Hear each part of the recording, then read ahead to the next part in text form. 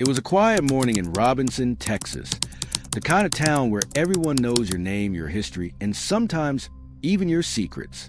But on November 9, 2005, the peace of one family's home was shattered in a way no one could have imagined. A man lay in his bed, lifeless, and the story that would follow would grip the entire community. A story of love, betrayal, and a murder that seemed to come from the most unexpected place. The hands of someone closest to him. Tonight, we delve deep into the chilling case of Darlene Gentry, a woman whose life, ambitions, and relationships will be forever entwined with a crime that shook Texas to its core. Before we begin, make sure you hit that subscribe button and turn on notifications so you never miss a chilling case like this one. Darlene Gentry was born on November 2, 1974 in Central Texas, the middle of three daughters in a devoted, tight-knit family. From her earliest years, those who knew her noticed something special.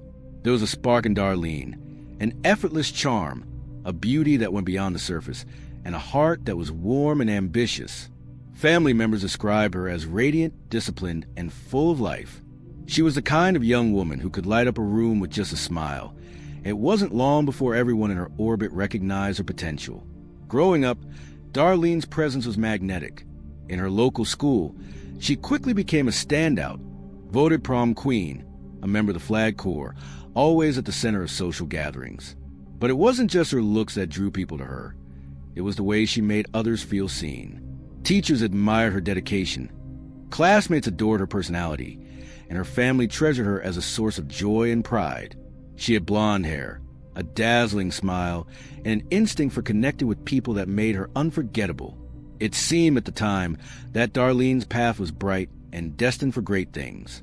In 1993, Darlene graduated from Yo High School in Cameron, Texas, and enrolled at Texas State Technical College in Waco, aiming to follow her dreams in the medical field. Initially, she trained as a dental assistant, but her ultimate goal was nursing, a profession she felt fulfilled her desire to care for others. It was during these college years that she crossed paths with someone who profoundly impacted her life, Keith Gentry. Keith Gentry, born on September 2, 1974 in Waco, Texas, was a quiet, steady presence in his community. Raised in Robinson, he grew up in a family that valued loyalty, hard work, and responsibility. With two sisters and a large extended family, Keith learned the importance of family bonds from an early age. He was not a flashy or attention-seeking young man. Instead, he was dependable, disciplined, and quietly strong, a personality that balanced Darlene's vivaciousness perfectly. At Robinson High School, his peers recognized him for his calm demeanor and his willingness to step in when needed. Keith's path also led him to Texas State Technical College, where he studied drafting and welding. After graduating, he secured a stable position as an engineering assistant at a local utility company, steadily building a life of responsibility and security. Friends often describe Keith as a provider by nature, someone who prioritized stability, family, and long-term planning above all else. When Darlene and Keith met, the connection was immediate. Their chemistry was unmistakable, drawing them together with an intensity that neither had anticipated. Families quickly embraced the budding relationship, sensing that this pairing was something special.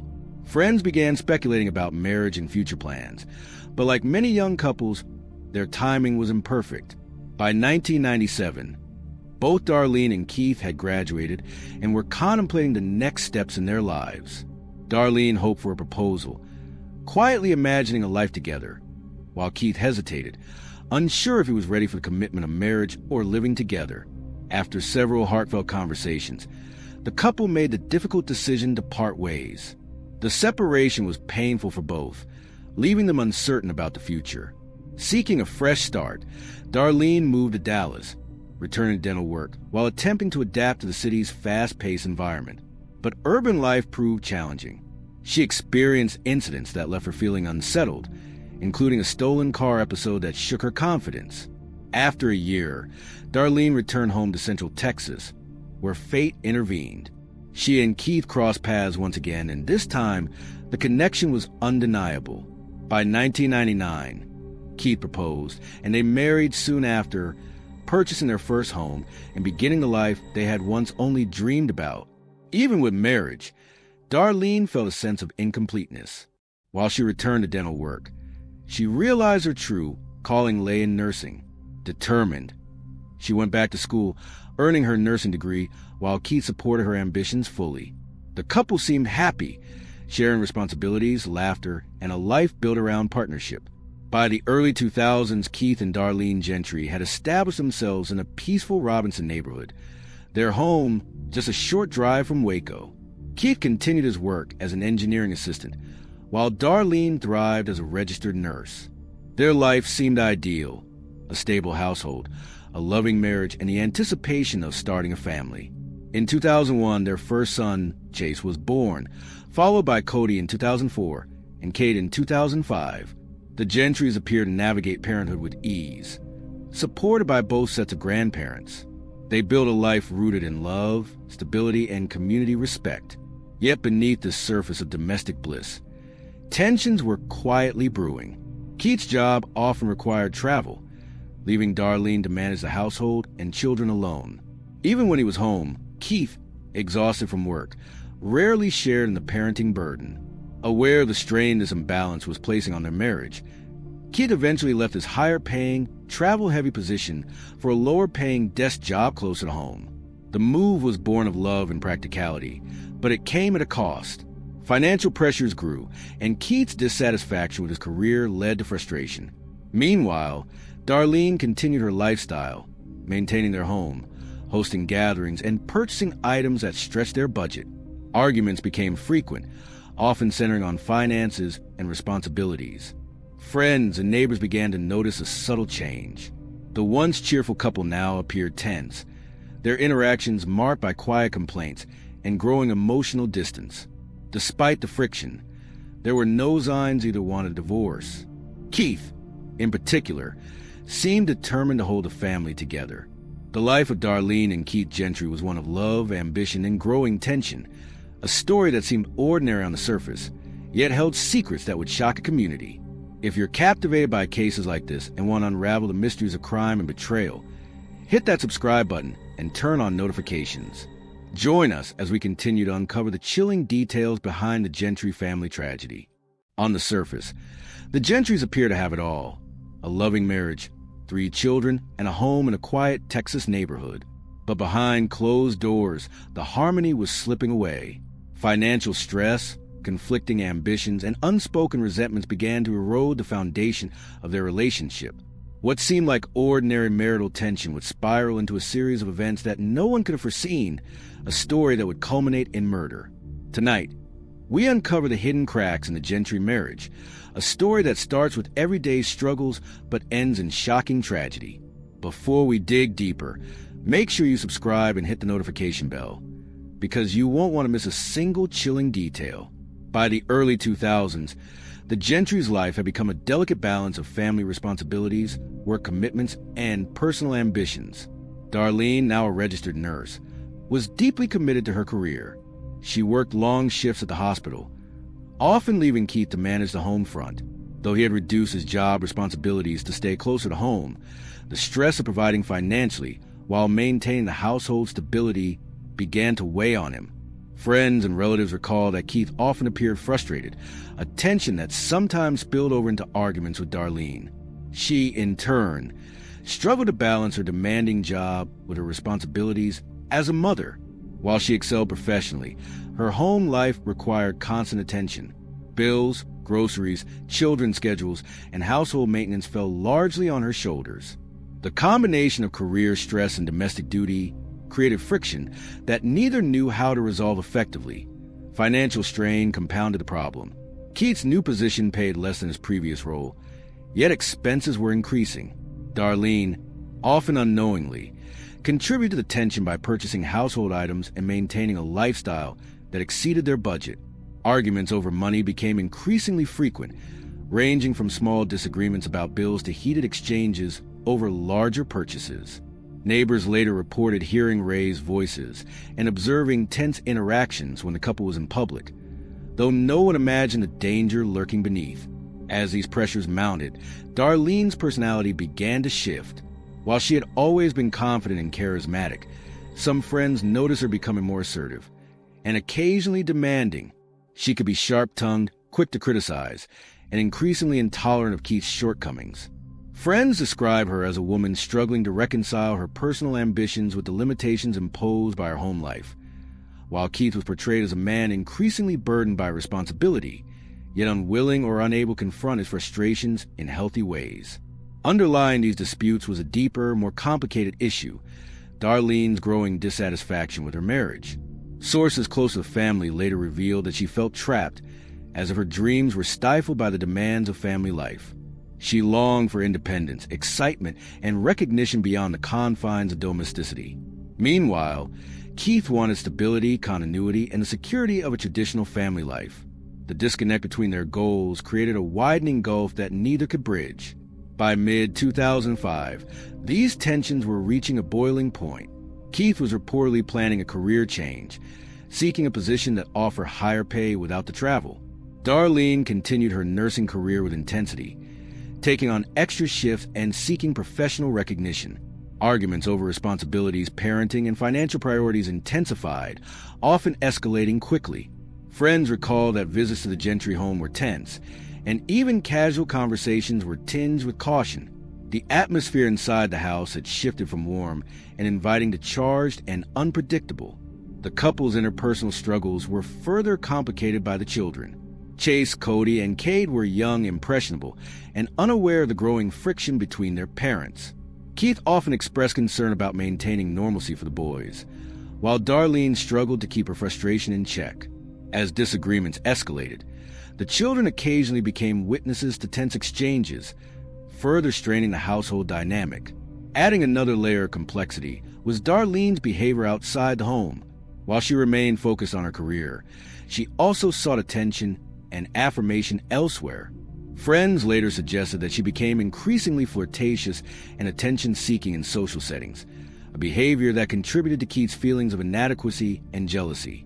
Although there is no evidence that Darlene was unfaithful, the mere perception of distance, both emotional and social, further strained their relationship. Neighbors recall an incident in late summer of 2005, just months before the tragedy, that exemplified the growing tension. Keith reportedly became angry when Darlene purchased an expensive item for the home without discussing it with him first. The argument escalated, resulting in shouting, slammed doors, and visible distress for the children. It was a warning sign that the couple's conflicts were no longer manageable through casual compromise. By November 2005, the situation had reached a dangerous threshold. Arguments were becoming more frequent and intense. Friends described Darlene as increasingly assertive to the point of being controlling, while Keith's patience was wearing thin. Both were trapped in a cycle of resentment and frustration, with no resolution in sight. The once happy marriage had transformed into a tense and volatile environment, where small disagreements could erupt into major conflicts. Crucially, there were no outward signs that violence was imminent. To outsiders, the Gentrys maintained a semblance of normalcy. They attended community events, participated in school functions, and appeared as the ideal family in public. Yet behind closed doors, the dynamics were dramatically different. An invisible storm brewing quietly, waiting for a spark to ignite it. What was the catalyst? Investigators would later note that the combination of financial stress, clashing ambitions, and unaddressed resentment created a perfect storm. Every disagreement, every frustration, every perceived slight added fuel to the fire. The underlying psychological pressure was building, setting the stage for a tragedy that would shock not just Robinson, Texas, but the entire nation. The cracks in the Gentry marriage were not just disagreements. They were warning signs of something far more sinister. The tension, resentment, and unspoken desires all collided in a deadly crescendo. If you want to follow the chilling unraveling of this case, subscribe to our channel now, hit the notification bell, and join us as we continue with the events leading to the fateful day in November 2005 will be revealed in shocking detail. It was a quiet morning in Robinson, Texas, the kind of calm that belies tragedy. Inside the Gentry home, the day was about to erupt into horror. By the time the sun rose, Keith Gentry would be found lying in his bed, bleeding, barely alive, and the life of the family would be forever shattered. What happened that morning seemed impossible, yet marked the turning point in a marriage strained by hidden resentments, unspoken frustrations, and a darkness no one could have imagined. If you think you know the story, think again, stay tuned, and don't forget to subscribe, because the truth behind that morning will shock you. At 6:11 a.m., Darlene Gentry made a call that would set a cascade of events into motion. She contacted emergency services, her voice trembling but composed, describing a scene that would stun even seasoned first responders. Her husband, Keith, was lying in their bed, covered in blood and barely breathing. She spoke of guns missing from their home, of pink foam bubbling from his mouth, a sign of severe trauma. Her youngest son, just 18 months old, was restless. Darlene claimed she had stayed in a separate bedroom to soothe him, while the other two boys slept peacefully in their room. Paramedics arrived within minutes, rushing into a scene that seemed straight out of a nightmare. Keith was still alive but unresponsive, a victim of a gunshot wound to the head. Despite their efforts, his chances of survival were grim. He was transported to Hillcrest Baptist Medical Center in Waco, where he was placed on life support. Hours later, doctor confirmed the worst. Keith Gentry would not regain consciousness. From the very start, the details Darlene provided raised questions. She told authorities that she had returned home around 8:30 p.m. the previous evening, after a night out with friends. An argument had erupted over a restaurant receipt, one that Keith saw as evidence of careless spending. Darlene admitted she had left the house to cool off and returned later to apologize. Keith went to bed, while Darlene stayed with the children, ostensibly to help settle the youngest for the night. The initial narrative suggested a home invasion gone tragically wrong, but investigators soon noticed discrepancies. For one, the timing didn't add up. Forensic analysis indicated that the shooting had occurred hours before Darlene claimed to have found Keith.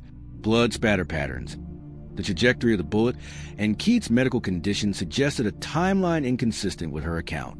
Then there was the matter of the gun cabinet. Darlene reported that several firearms were missing, but police discovered many of them neatly stacked just outside the back of the house. The placement of the weapons did not suggest a hurried burglary. Rather, it appeared staged, as if someone wanted to mislead investigators. Only Keith and Darlene had access to the cabinet, raising serious questions about whether the crime scene had been manipulated. Darlene's behavior also raised eyebrows. As a trained nurse, she had the skills to provide basic life-saving care. Yet, she did not attempt CPR or check for vital signs before paramedics arrived.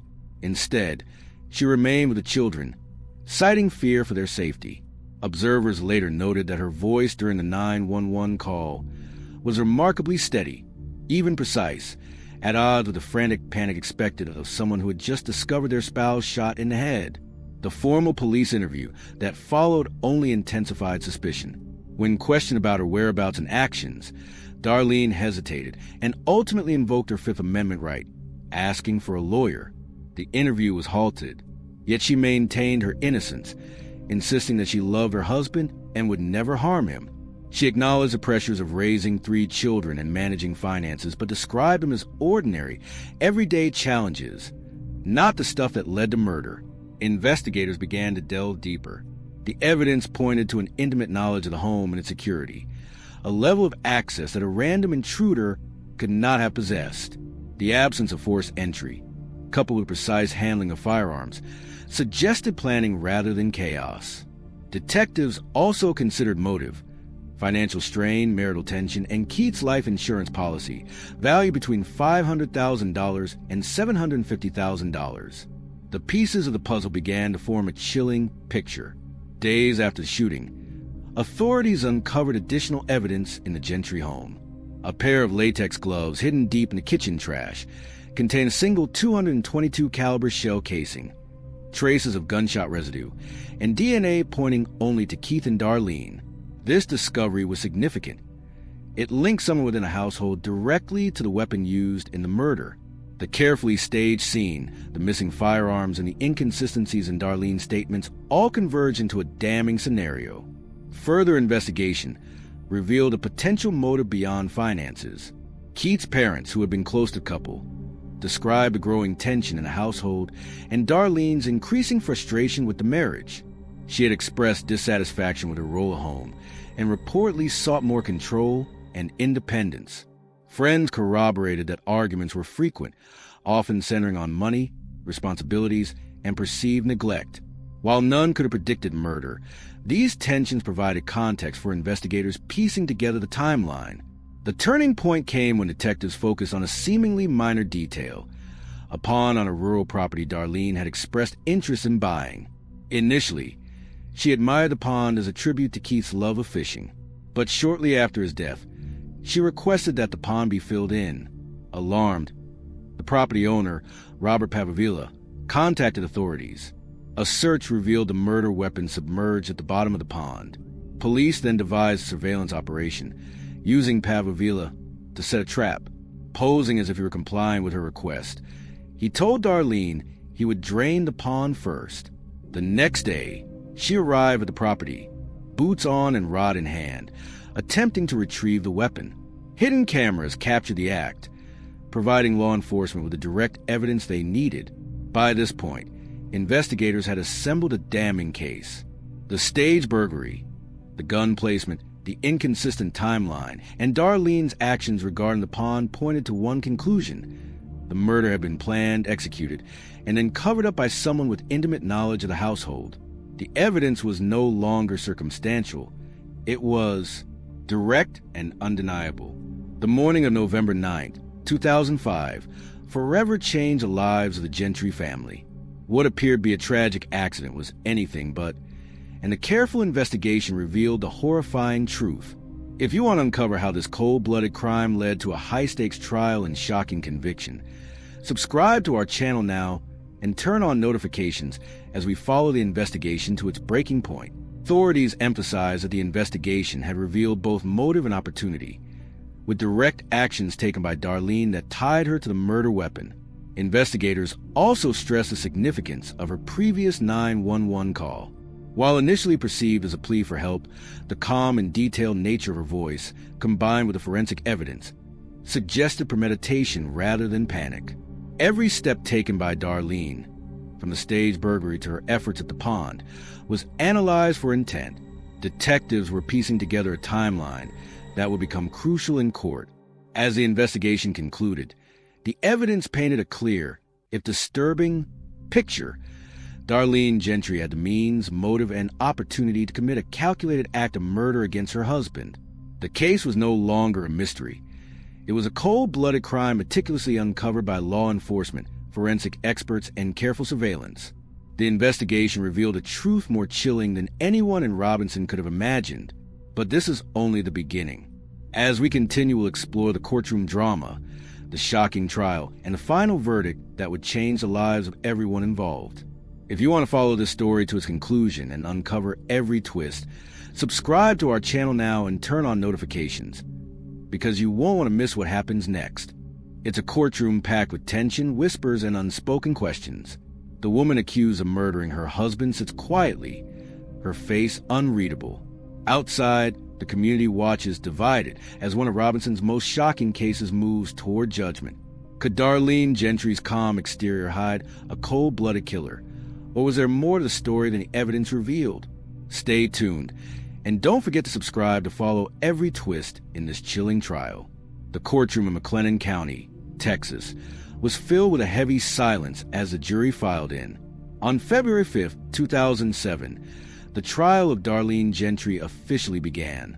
The case had gripped the local community for over a year, following the shocking events of November 9th, 2005, when Keith Gentry was found shot in his own home. Now, all eyes were on Darlene, the wife and mother accused of orchestrating a crime that had devastated her family. From the start, the prosecution painted a stark picture. Lead prosecutors laid out a meticulously constructed narrative, emphasizing motive, means, and opportunity.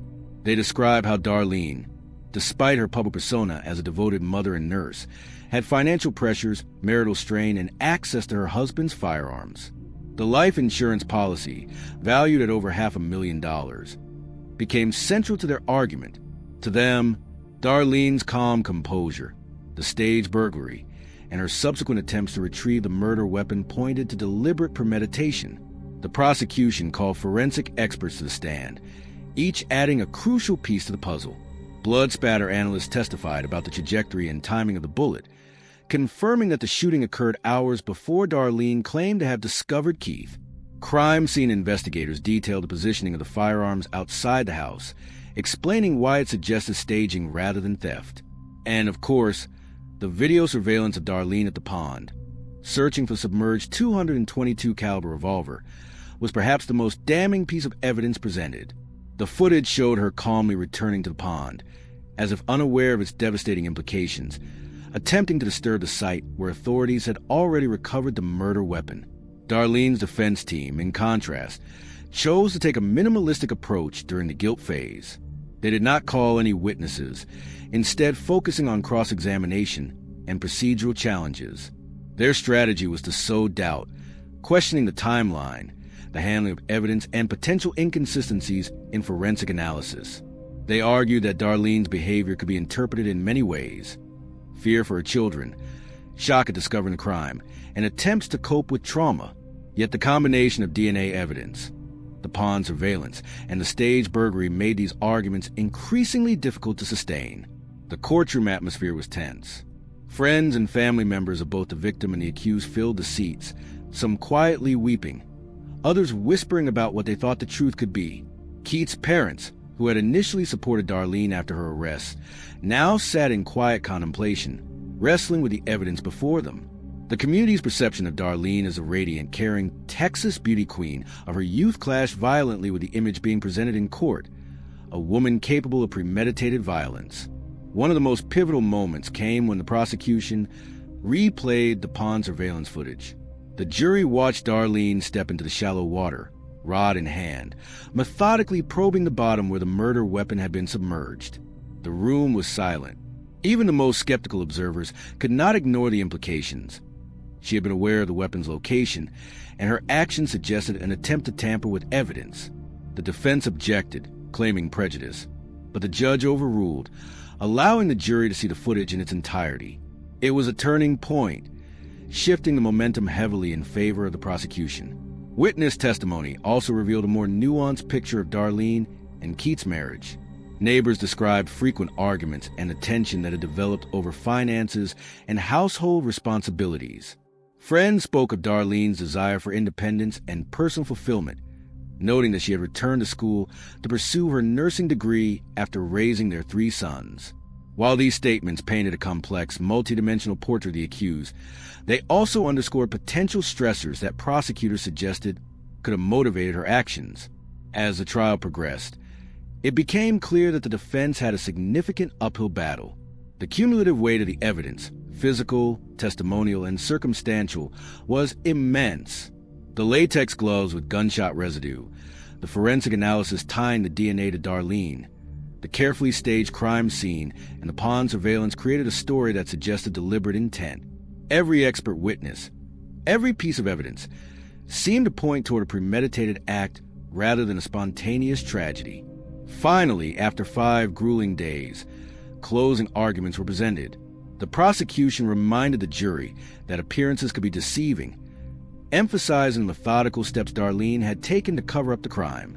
They argued that while grief and shock are natural responses to trauma, Darlene's behavior was inconsistent with someone genuinely mourning a spouse. The defense urged the jury to consider the lack of direct eyewitness testimony and to acknowledge the possibility that someone else could have committed the act. But by this point, the detailed timeline, evidence of tampering, and forensic analysis had already made a powerful impression. On February 8, 2007, the verdict was delivered: guilty of first-degree murder. The courtroom erupted with gasps, sobs, and disbelief. Darlene Gentry, once a young woman admired by all who knew her, was now a convicted murderer. The judge sentenced her to 60 years in prison, a sentence reflecting both the premeditated nature of the crime and the devastating impact on the family. Keith's parents, though heartbroken, expressed a sense of closure, while the sons, Chase, Cody, and Cade, were placed permanently in their care. The trial of Darlene Gentry serves as a chilling reminder that appearances can be deceiving. A devoted mother, a nurse, a woman once celebrated for her charm and warmth. Yet behind that veneer lay actions that would change lives forever. The case captured national attention, not just for the shocking crime, but for the meticulous investigation and courtroom drama that followed. The truth behind the Gentry case doesn't end with a verdict. As we continue, we'll explore the aftermath, Darlene's life in prison, the impact on her children, and how a community copes with the shadow of betrayal and tragedy. To follow this gripping story to its conclusion and uncover the full consequences, subscribe now and turn on notifications. You won't want to miss what happens next in this chilling cold case. Prosecutors argued had motivated the crime, was tied up in legal battles, and ultimately unavailable to Darlene. Instead, the burden of raising 3 young children fell squarely on the grandparents, who worked tirelessly to provide stability in a home forever changed by violence. In Robinson, Texas, the case became part of local history, a cautionary tale told in quiet conversations. Neighbors still remember Darlene as a smiling young woman who once waved from her driveway or volunteered at school events. But that memory had been replaced by a darker image: the woman who had staged a burglary, hidden evidence, and tried to retrieve a murder weapon from a pond. For many, the betrayal was personal. The case also drew attention from national true crime shows, ensuring that Darlene's name will remain in the public eye for years to come. Programs like Snapped and Deadly Women examine the case in detail, dissecting the evidence and exploring possible motives. Each retelling reignited debate. Was this truly about money? Was it a crime of passion or cold calculation? And could anyone have stopped it before it happened? Behind bars, Darlene continued to mark the passing years quietly. There were no appeals that significantly altered her sentence. Time moved forward in slow increments, each day a reminder of the life she had once lived and the choices that had brought her here. If she were to serve the full sentence without parole, she would be an elderly woman by the time she walked free. For Keith's family, the loss was permanent. They often spoke of him as a devoted father, a man who loved fishing, family gatherings, and watching his boys grow. His absence left a hole that no verdict could fill. Birthdays, graduations, and milestones were bittersweet reminders of a father who should have been there. The Gentry case also had a ripple effect on law enforcement in McLennan County. Investigators cited it as an example of why patience, thoroughness, and attention to small details matter. From the latex gloves in the trash to the surveillance at the pond, every piece of evidence had been critical in securing a conviction.